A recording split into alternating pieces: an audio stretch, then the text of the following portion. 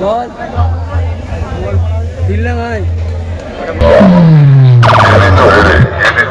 আর এটা sound service বলছে না রে, সামনে তাকিয়ে দেখ পাবলিক বলছে আর হাসছে।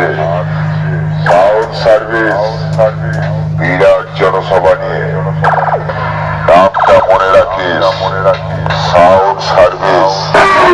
নাম শুনলে